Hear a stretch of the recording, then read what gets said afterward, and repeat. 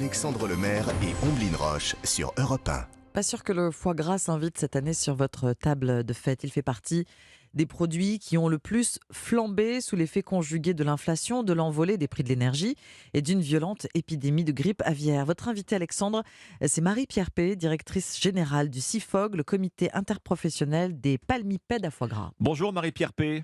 Bonjour. Y aura-t-il du foie gras à Noël ? Est-ce que toute la demande sera satisfaite ? Oui, il y aura du foie gras à Noël dans les tables de au moins 70% des Français. Il y en aura moins que d'habitude parce qu'effectivement, comme vous l'annonciez, nous avons fait face cette année à plusieurs complications. En priorité, l'impact de l'influenza aviaire qui a sévi sur le territoire et dans 3 des terroirs de production du foie gras en France, qui a vraiment handicapé l'offre. Voilà. Donc il y a moins de foie gras, mais il y en aura pour tout le monde parce que les marques se sont aussi adaptées en proposant des conditionnements plus petits pour qu'on puisse avoir des unités de vente beaucoup plus nombreuses. Un conditionnement plus petit, ça veut dire forcément un prix au kilo qui flambe. Le prix au kilo, effectivement, augmente un petit peu parce qu'il y a aussi l'impact de l'augmentation du coût de l'alimentation animale qui touche tout l'élevage.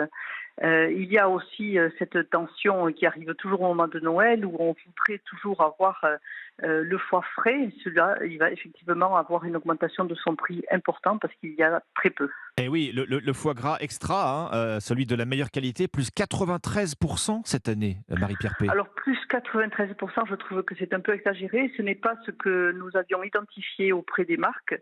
Je pense qu'on est plutôt sur une augmentation de 5. Alors quand on ramène à la part individuelle, nous avons, nous, chiffré que les augmentations seraient de 50 à 80 centimes la part. Oui. Et on est plutôt sur des augmentations de 20% plutôt que 93%. Ceci m'étonne beaucoup. Bon, inflation ou pas, les prix du foie gras font souvent le grand écart, c'est vrai dans les rayons. Je ne parle pas des écarts de prix logiques entre la mousse de foie gras, le bloc et le foie gras entier. Si on parle de foie gras pur cette année, Marie-Pierre P, quel est le prix à payer pour avoir un foie gras de qualité ?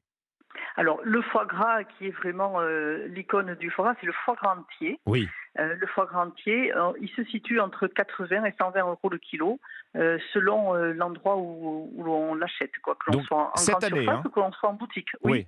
Donc cette année, voilà. entre 80 et 120 kilos, on sait que si on met ce prix-là, on aura un produit sérieux, quoi. Oui, tout à fait. Et puis ensuite, bien sûr, il faut chercher les références que l'on souhaite. Et la plupart des Français souhaitent une origine française. Vous la reconnaissez soit avec l'indication IGP foie gras de canard du Sud-Ouest pour tout le territoire du Sud-Ouest, et sinon le logo Origine France, foie gras de France, qui signe tous les foie gras produits et fabriqués en France. Bon, les prix sont en hausse, la demande est en baisse, Marie-Pierre P, vous le ressentez ? Non, la demande n'est pas du tout en baisse. Le foie gras, c'est un produit iconique, un incontournable des fêtes de fin d'année. Oui. On ne le dissocie pas des fêtes de Noël. Toutes les familles aiment avoir un petit peu de foie gras, un petit peu d'huître, un petit peu de saumon fumé. Ce sont vraiment des incontournables. Aujourd'hui, d'après nos sondages, 7 familles sur 10 annoncent mettre du foie gras cette année sur les tables de Noël. Et nous en réjouissons, bien sûr.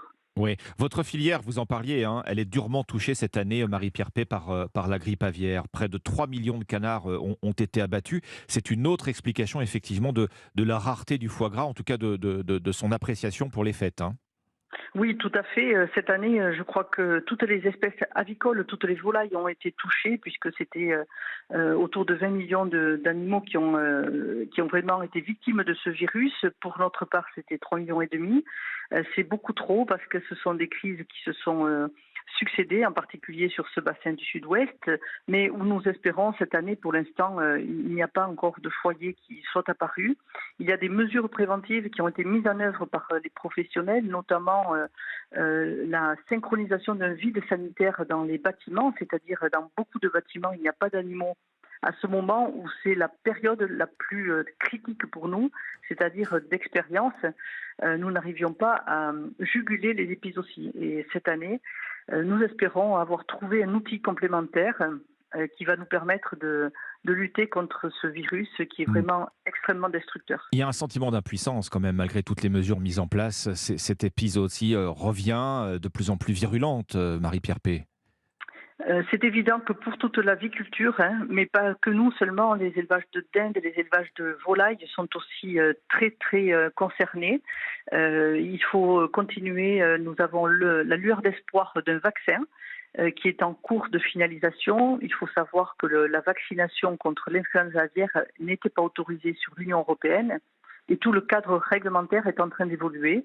Je pense que ce sera encore un outil pour l'année prochaine qui va nous permettre enfin d'être vraiment résilients et pouvoir continuer ou revenir à des conditions de production qui soient plus sereines dans l'avenir pour que nos producteurs soient rassurés, parce qu'effectivement c'est très angoissant d'avoir ce risque. Oui. Et également les salariés de nos entreprises qui sont eux-mêmes aussi concernés, puisqu'il faut comprendre que les entreprises qui n'ont pas les produits sont obligées de mettre leurs salariés en activité partielle, et c'est vraiment tout un dérèglement d'une chaîne de production qui est dur à supporter. Oui. Marie-Pierre Pey, vous avez vu cette vidéo postée par l'association de protection animale L214 qui nous montre des images tournées dans une exploitation du Lot. Les images sont dures, hein. Ce sont de jeunes cannes qui sont gavées 2 fois par jour, qu'on voit entassées dans des états souvent très, très dégradés. Certaines sont à l'agonie. Vos réactions à ces images?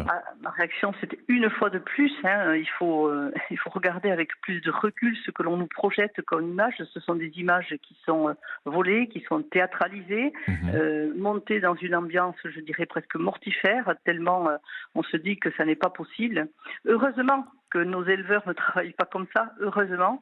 Il faut savoir que c'est avant tout la volonté de décourager nos concitoyennes de consommer de la viande. C'est une propagande pour de la consommation végétarienne, ce qui ne me gêne pas, mais je veux rassurer tous les auditeurs.